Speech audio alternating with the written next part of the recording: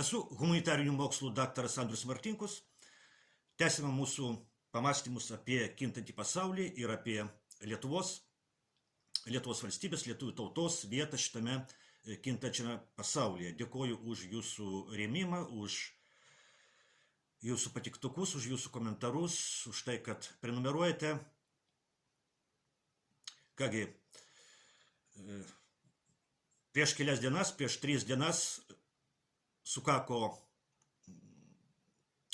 1000 dienų, kai Ukrainoje vyksta aktyvūs karo veiksmai. Šiandien yra 1003 šio karo diena. Vyksta karas, kurio galėjo nebūti. Ir čia yra viena iš didžiausių šito karo tragedijų, nes karai būna įvairūs. Būna karai, kurių labai sunku išvengti. Na, pavyzdžiui, Antrasis pasaulinis karas, Pirmasis pasaulinis karas, jų tikrai buvo sunku išvengti, bet štai karo Ukrainoje tikrai buvo galima išvengti. Ukrainoje vyksta karas, kuris galėjo būti sustabdytas bent 2 kartus. Jis galėjo būti sustabdytas dar 2022 metų pavasarį ir jis galėjo būti sustabdytas dar 2015 metais, jeigu būtų laikomasi tuomet pasiektų susitarimų. Ir šią progą prisiminkime karo Ukrainoje istoriją ir tai, kokį vaidmenį šitame kare vaidina mūsų valstybė, Lietuva. Taigi karas Ukrainoje gali būti suskirstytas į 4 etapus. Pirmas etapas yra valstybės perversmas. 2014 metų vasario mėnesį Ukrainoje įvyko valstybės perversmas. Vakarai, vadovaujami Jungtinių Amerikos valstijų, aktyviai rėmė šį perversmą. Aktyviai šį perversmą lėmė ir Lietuvos režimas. Į istoriją įėjo Vytauto Landsbergio Kyjive pasakyti žodžiai: sukurkite Maidaną visoje Ukrainoje. Создайте Майдан по всей Украине. Ir taip ir atsitiko, prievarta ir smurtas iš Kijevo išplito visoje Ukrainoje. Antras karo Ukrainoje etapas yra pilietinis karas, nes daug kas Ukrainoje atsisakė pripažinti antikonstitucinį, smurtinį valstybės perversmą. Kryme įvyko referendumas, kuriame absoliuti dauguma gyventojų pasisakė už prisijungimą prie Rusijos. Ir remdamiesi šio referendumu, rusai aneksavo Krymą. Laimiai tai įvyko be kraujo praliejimo, bet kitose vietose, kitose Ukrainos vietose, kur žmonės pasisakė prieš valstybės perversmą, buvo pralietas kraujas. Geriausiai žinoma yra tragedija Odesoje, kai kelios dešimtys žmonių buvo gyvi sudeginti, o Donbase, Donecko ir Lugansko srityse prasidėjo tikri karo veiksmai tarp Ukrainos kariuomenės ir sukilėlių, kuriems paramą teikė Rusija. Taigi 2014 metais Ukrainoje prasidėjo pilietinis karas tarp vakarų remiamos visuomenės dalies ir Rusijos remiamos visuomenės dalies. Tuo metu karo veiksmai apsiribojo Donbaso regionu. 2015 metų vasario mėnesį, tarpininkaujant Vokietijai ir Prancūzijai, buvo pasirašyti vadinamieji Minsko susitarimai, kurie turėjo išspręsti ginkluotą konfliktą Ukrainoje, padaryti pabaigą šitam ginkluotam konfliktui. Noriu priminti, kaip šiuos Minsko susitarimus dėl taikos pavadino Vytautas Landsbergis. Vytautas Landsbergis Minsko susitarimus pavadino mėšlu. Jis tai pavadino viešai, jis tai pavadino Lietuvos radijo ir televizijos eteryje. Ir iš tikrųjų, Ukrainos režimas piktybiškai nevykdė šių susitarimų, šių Vytauto Landsbergio žodžiais tariant mėšlo, o dabar jau yra aišku, kad vakarai ir jų remiamas Ukrainos režimas nuo pat pradžių buvo nusiteikę nevykdyti šių susitarimų. Šie susitarimai buvo reikalingi tik tam, kad laimėti laiko ir paruošti Ukrainą dideliam karui su Rusija. Trečias karo Ukrainoje etapas. 2019 metais Ukrainos prezidento rinkimus laimėjo Vladimiras Zelenskis, kuris pažadėjo Ukrainos žmonėms pasiekti taiką. Tačiau būtent jam valdant karas Ukrainoje iš Donbaso perėjo į kitus Ukrainos regionus. 2022 m. vasario 24 d. Rusija paskelbė, kad pradeda specialią karinę operaciją ir didelėmis pajėgomis įsiveržė į Ukrainą. Prasidėjo atviri karo veiksmai tarp Rusijos ir vakarų remiamos Ukrainos. Kuo toliau, to labiau tie karo veiksmai iš Rusijos karo su Ukraina virto Rusijos karu su vakarais. Bet kada konkrečiai tai atsitiko? Kada Rusijos karinė operacija prieš Ukrainos režimą virto Rusijos ir vakarų karu Ukrainoje? Nuo kada visiškai pagristai galima sakyti, kad Ukrainoje vakarai ukrainiečių karių rankomis kariauja su Rusija? 2022 m. balandžio mėnesį Stambule vyko derybos tarp Rusijos ir Ukrainos ir abi šalis buvo labai arti susitarimo, kuris užbaigtų karą. Pagal šį susitarimą ir Rusija, ir Ukraina buvo pasiryžusios labai didelėms nuolaidoms. Ukraina turėjo atsisakyti siekio įstoti į NATO, turėjo pasiskelbti neutralią valstybę, Ukrainos kariuomenė turėjo būti sumažinta, Ukrainoje turėjo būti užtikrintos rusų kalbos teisės, Krymas liktų Rusijai, o Donbaso likimas turėjo būti nuspręstas derybomis. Jokių kitų teritorinių pretenzijų Ukrainai Rusija tuomet nekėlė. Svarbiausias dalykas Rusijai buvo tai, kad Ukraina būtų neutrali valstybė ir joje nebūtų kitų valstybių karinių bazių. Bet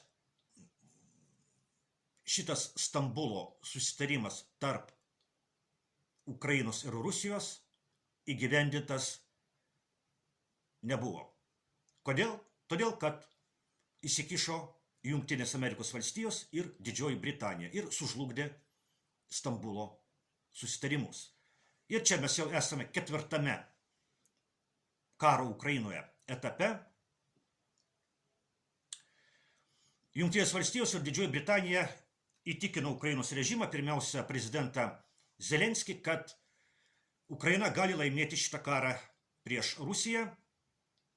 Ukraina gali atkovoti iš Rusijos okupuotas teritorijas, ne tik Donbasą, bet ir Krymą. Ir Zelenskis, tas žmogus, kuris mėgsta uostyti įvairias medžiagas, apsėstas didybės manijos, tuo patikėjo. Zelenskis pasijuto, kad yra didis karvedys, šių laikų Napoleonas, bet pamiršo, kaip Napoleonui baigėsi karas prieš Rusiją. Taigi būtent derybų Stambule žlugimas ir yra ta riba, po kurios karas Ukrainoje galutinai virsta vakarų karu su Rusija. Karu, kuriame vakarai kariauja savo ginklais, bet ne savo kariais, o Ukrainos kariais. Vakarai, pirmiausia, Jungtinės valstijos ir Didžioji Britanija pasakė Zelenskiui: tęsk karą, o mes tau duosime viską, kas reikalinga pergaliai. Lietuvos režimo pozicija visose karo Ukrainoje etapuose buvo labai karinga, labai isteriškai antirusiška, orientuota ne į taikos siekimą, o į karo kurstymą. Pirmajame etape, kaip jau sakėme, Lietuvos režimas palaikė valstybinį perversmą Ukrainoje. Antrajame etape, pilietinio karo Ukrainoje etape, Lietuvos režimas aktyviai palaikė perversmininkų pusę. Lietuvos režimas apsimetė, kad nemato atviro nacizmo apraiškų Ukrainoje. Lietuvos režimas apsimetė, kad nemato Donbaso žmonių kančių, Donbaso žmonių, kurios nuolat apšaudė Ukrainos kariuomenę, o apie taikos susitarimus, apie Minsko taikos susitarimus šiame karo etape jau žinome, ką pasakė Vytautas Landsbergis. Vytautas Landsbergis Minsko taikos susitarimą pavadino mėšlu. Trečiajame karo Ukrainoje etape, prasidėjus didelio masto Rusijos ir Ukrainos karui, Lietuvos režimas iš karto deklaravo, kad Rusija turi būti nugalėta mūšio lauke ir joks kitas tikslas Lietuvos netenkina. Todėl taikos pastangos,